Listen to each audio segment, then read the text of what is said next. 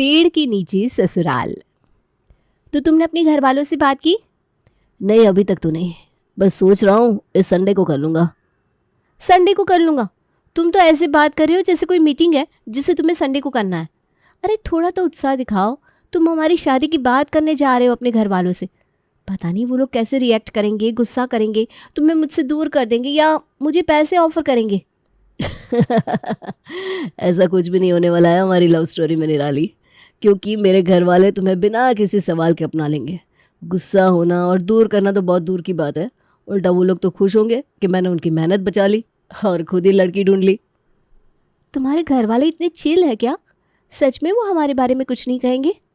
अरे नहीं कहेंगे, मैं जानता हूँ उन्हें, बहुत सिंपल है और सीधी बात करने में विश्वास रखते हैं। और तुम तो मेरे घर वालों को जानते ही हो, वो इंडिया में रहते ही नहीं है। उन्हें कोई प्रॉब्लम नहीं है कि मैं किसी के साथ भी शादी करूं। लगता है हमारी लव स्टोरी में कोई ट्विस्ट टर्न ही नहीं है, बिल्कुल अरेंज मैरिज की तरह ही है। तो इस बात से तुम्हें खुश होना चाहिए, तुम इतना दुखी क्यों हो रही हो? अरे मैं भी चाहती थी कि हमारी लव स्टोरी में थोड़ा ड्रामा हो, तभी तो लव स्टोरी का मज़ा आता है ना। तुम भी ना बिल्कुल पागल हो।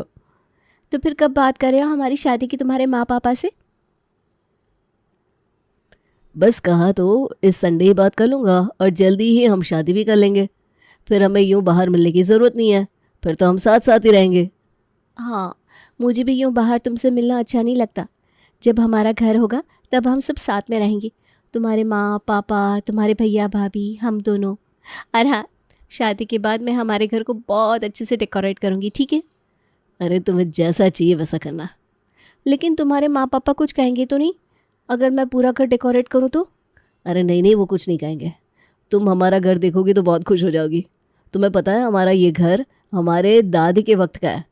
पापा ने इसे रेनोवेट करवाया है, लेकिन उसमें बस बस बस सब कुछ अभी बता दोगे, फिर घर देखने का मज़ा ही नहीं आएगा। इसलिए मैं घर सीधा शादी के बाद देखूँगी। मुझे भी देखना है तुम्हारा इतने साल पुराना घर आखिर दिखता कैसा है। ठीक है, जैसा तुम्हें सही लगे। कार्तिक मिश्रा परिवार का छोटा बेटा था। उसका बड़ा भाई भी था जिसकी शादी हो चुकी थी और अब वो अपने माता पिता से अपनी और निराली की शादी की बात करने जा रहा था। लेकिन जैसे कि उसने कहा था, उसकी फैमिली काफ़ी सीधी सिंपल है, इसलिए उसे ज़्यादा कुछ मेहनत करनी ही नहीं पड़ी उन्हें मनाने के लिए। चलो इस बात पे मुंह मीठा करो, ये तो तूने बड़ी ही अच्छी बात बताई आज। चलो अच्छा है, हमारी मेहनत बच गई लड़की ढूंढने की। अरे आपको क्या हुआ देवर जी, आप क्यों इस तरह हंस रहे हैं? अरे निराली की याद आ रही होगी। अरे नहीं नहीं, मैंने उससे यही कहा था कि मेरे घर वाले यही कहेंगे कि उनकी मेहनत बच गई मेरे लिए लड़की ढूंढने की, और पापा ने अभी यही कहा। तुझे तो पता ही है, हमें ये बेवजह की प्रॉब्लम खड़ी करना आता ही नहीं है। अगर तुझे लड़की पसंद है तो हमें क्या एतराज़ हो सकता है। हाँ, अगर लड़की वालों को कोई दिक्कत हो तो हम उन्हें भी मनाने की कोशिश कर सकते हैं। अरे निराली के माता पिता तो कनाडा में रहते हैं, उनकी मुझसे वीडियो कॉल पे बात हो चुकी है, उन्हें कोई एतराज़ नहीं है। उन्होंने तो मुझसे कुछ पूछा भी नहीं, यूं ही आ कह दी। और क्या चाहिए भाई, सब कुछ हाथ में मिल रहा है। हाँ, नहीं तो लोगों की लव मैरिज पता नहीं किस किस चीज़ से गुजरती है। हमारी लव स्टोरी में शुक्र है ऐसा कोई ड्रामा नहीं है। अरे तो फिर देर किस बात की है, शादी की तैयारियां शुरू कर देते हैं। मैं और निराली सोच रहे थे कि हमें बिल्कुल सिंपल सी शादी चाहिए, ना कोई ताम झाम, ना कोई ज़्यादा धूम धड़ाका। बस एक रिसेप्शन हो, कुछ दोस्त और फैमिली मेम्बर्स हो, इतना ही। कोई बात नहीं बेटा, जैसा तुम दोनों को अच्छा लगेगा हम वैसे ही शादी करवाएंगे। तुम दोनों बिल्कुल भी चिंता मत करो। तो फिर ठीक है, मैं निराली को ये खुशखबरी दे देता हूँ। हाँ, उसे खुशखबरी देने से पहले तुम्हें याद है ना हमें किसका आशीर्वाद लेना है। जी पापा, चलिए सबसे पहले उनका आशीर्वाद ले लेते हैं। चलो तो फिर सब लोग साथ में ही चलते हैं। हाँ हाँ, आइए सब। आखिर किसका आशीर्वाद ले रहे थे मिश्रा परिवार? आप भी यही सोच रहे हैं ना? रुकिए, आपको भी जल्दी ही पता लग जाएगा, क्योंकि निराली को अभी इस चीज़ के बारे में कुछ पता नहीं था। उसने भी कार्तिक के घर को पहली बार शादी के गृह प्रवेश के वक्त ही देखा। ओह माय गॉड, ये क्या है? ये बरगद का पेड़ है बहू, तुम्हें नहीं पता? हाँ वो तो मुझे पता है, लेकिन ये घर के अंदर क्यों है? ये कितना बड़ा है? पूरे घर के आंगन के बीचों बीच में क्यों है ये बरसों से यही है बहू, ऐसा समझ लो कि हमारे घर का ही एक हिस्सा है, सदस्य है। हाँ, जब मैं भी पहली बार यहाँ शादी करके आई थी ना, तब मुझे भी अजीब लगा था लेकिन अब तो मुझे भी इसकी आदत सी हो गई है। आदत क्यों? मुझे लगता है कि इस पेड़ को। अरे निराली, पहले गृह प्रवेश तो कर लो, उसके बाद बातें होती रहेगी, है ना? हाँ बहू, आओ ये चावल का कलश गिरा दो और अपने ससुराल में अपना पहला कदम रखो, आओ। जी। निराली को पता था कि कार्तिक ने उसकी बात को जानबूझकर काट दिया था बीच में, इसलिए निराली कार्तिक से थोड़ी नाराज भी थी। कमरे में आने के बाद कार्तिक निराली को मनाने की कोशिश करने लगता है। मैं जानता हूँ तुम मुझसे नाराज हो। जानती हो तो मुझे कहने क्यों नहीं दिया जो मैं कहना चाहती थी? क्योंकि निराली वो सही नहीं लगता। बरगद का पेड़ हमारे घर में बरसों से है, हम उसी के साथ बड़े हुए हैं और पापा को उससे बहुत प्यार है। कार्तिक, किस ज़माने में जी रहे हैं आप? आजकल ये इमोशनल हो जाना, ये सब फिल्मों में होता है। हमारा घर कितनी अच्छी जगह पर है और हमने उसे इस पेड़ की वजह से ठीक से बनवाया भी नहीं है। तुम्हारी बात सही है निराली, लेकिन सब लोग ऐसा नहीं सोचते ना। मेरे घर वालों को वो पेड़ बहुत ज़्यादा पसंद है। ये क्या बात हुई? पसंद है तो कटवाएंगे नहीं? ये देखो, हमारे कमरे की दीवारों तक में ये जड़ें आ रही हैं। तो तुम कैसे कह सकते हो कि उन्हें पसंद है इसलिए पूरे घर को ख़राब होने दे?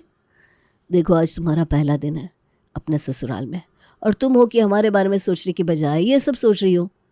क्योंकि अब ये मेरा भी घर है कार्तिक, इसलिए मुझे भी रहना है इस घर में, तभी तो मैं इस बारे में कह रही हूँ। मैं भी तो इस घर की बहू हूँ ना, तो मेरा हक नहीं बनता क्या? अरे तुम्हारा पूरा हक है निराली, लेकिन आज नहीं। प्लीज़, तुम कुछ दिन रहोगे ना इस घर में तो तुम्हें भी आदत हो जाएगी इस घर की। विश्वास करो मेरा। और प्लीज़ अब इस बारे में आगे कोई बात नहीं। ठीक है। निराली ने कह तो दिया था कि ठीक है, लेकिन निराली को अपने ससुराल वालों की पेड़ के नीचे घर होने की बात कुछ खास पसंद नहीं आ रही थी।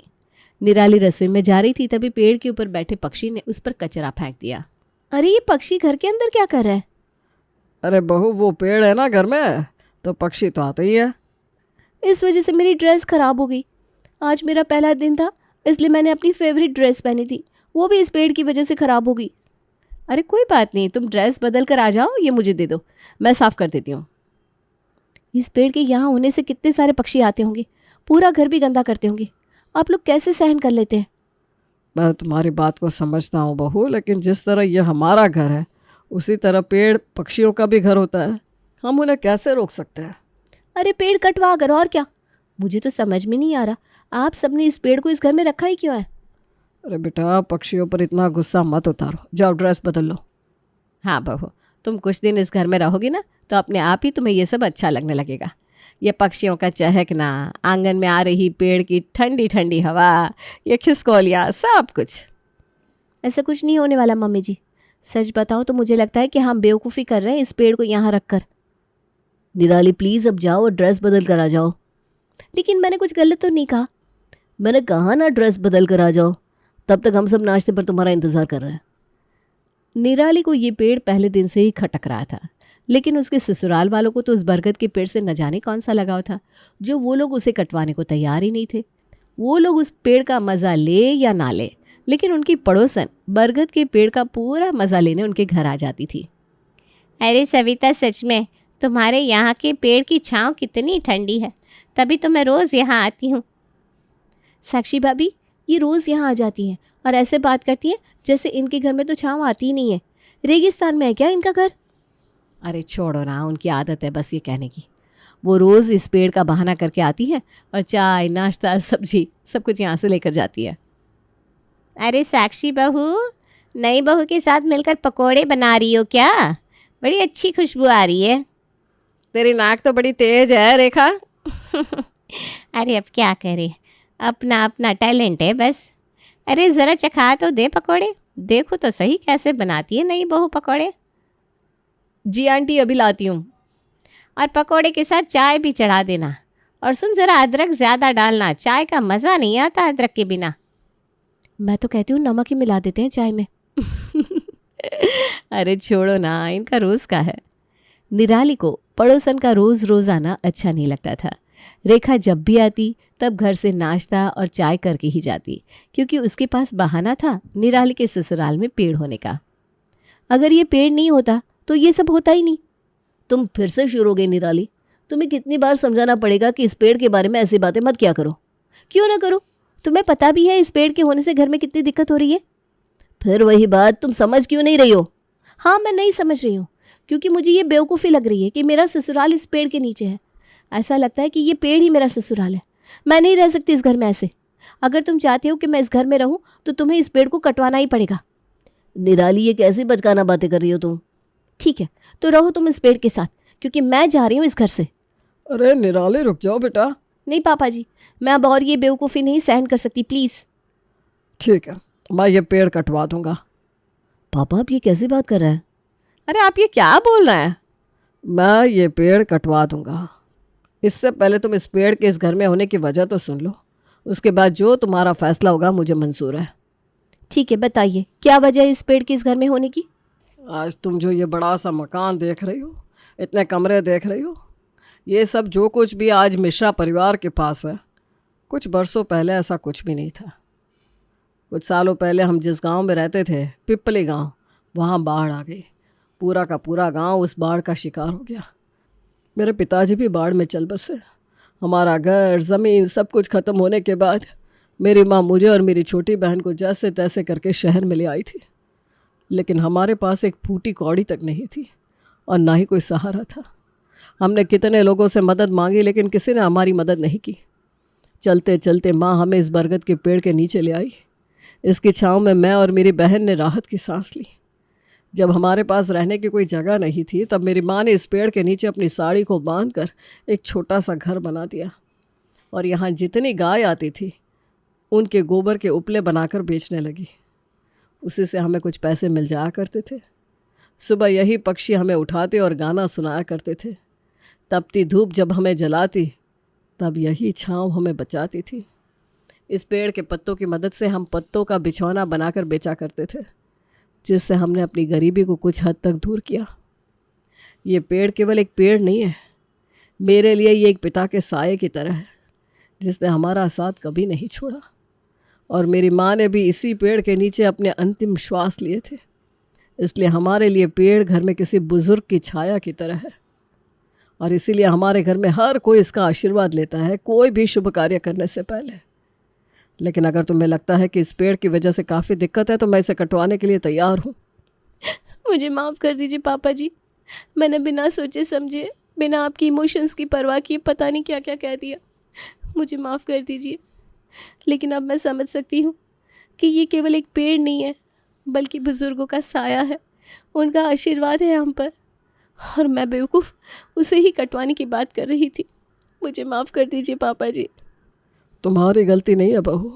किसी का भी ससुराल पेड़ के नीचे होगा तो वो ऐसे ही नाराज़ होगा, उसमें तुम्हारी कोई गलती नहीं है।